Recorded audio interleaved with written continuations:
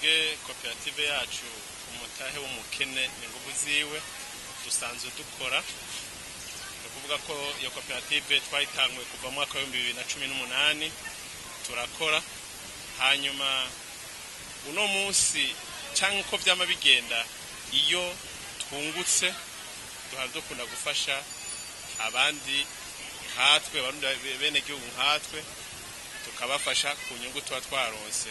Kuba byacu dukora bya misi yose n'uburimyi n'ubworozi nivyo dukora muri koperative, hanyuma turakorana tugakora tukarima, hama uko umwaka utashe twatukontorora tukaraba ico twungutse.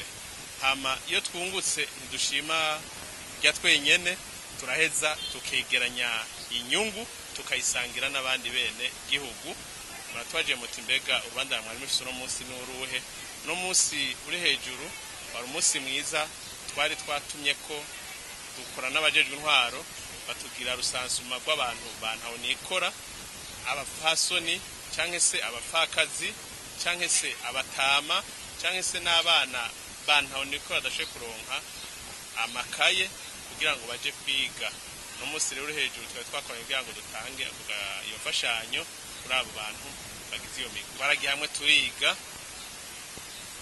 bivanye n'inyungu dufise, bicesa ko dukorera muri komine yacu ya Gihanga kandi tugiye no gukora muri Bujumbura mu Rubirizi naho nyine tange ifashanyo bivanye n'inyungu twaronse. Ni kuvuga ko muri komine yacu ya Gihanga twashize hamwe imitahe tubona ko twofasha abantu 400 mu mazone yacu abiri, ariho zone Gihanga na zone Buringa. Muri zone Gihanga twafasha abantu 200, muri zone Buringa dufata abantu 200. Muri zone yacu ya Gihanga twafashije abana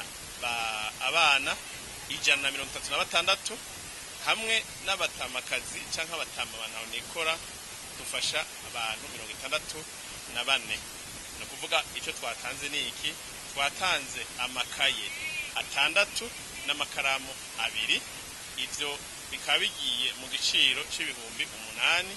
Ce dutanga n'igitenge hamwe n'umuceri ibiro 3 kuri babandi Bantahonikora babatama canke abatamakazi ataho bigeza bageze mu zabukuru. Ni kuvuga ko iyo turabafasha nkuko mwavyumvire tugitangura twugurura, twavuze tuti ni koperative kuko twanse kwikorana, dushima gukorera hamwe, dutera intege nabo bandi batari bwinjire muri koperative. Kandi twatanguje umutahe muto cyane kuko tugitangura twatanguje umutahe muto cyane w'ibiro 50 by'umuceri umwanyi, naco gituma bateye intege cyane naba ayito turafasha ejo nabo binjire gukorera hamwe, binjire mu koperative habeho gukorera hamwe, umuntu wese we kwikorana. Nivyo dushaka kwigisha abantu kugira bamenye ko kwikorana atanyungu birimo, ahubwo boja mu mashirahamwe bagakorera hamwe, bakoreye mu migwi nabo bagazoteza imbere abandi. Mu bisanzwe amakoperative uno munsi ariko arakora ni menshi, ariko kandi nabo nyene twabatera intege ko boza bararaba kugira ngo hagize ico bunguka nabo bashire hamwe bafashe abandi. Kuko uno munsi navuze nti twashize hamwe umutahe, umwese n'umutahe wiwe ibiro 55 by'umuceri.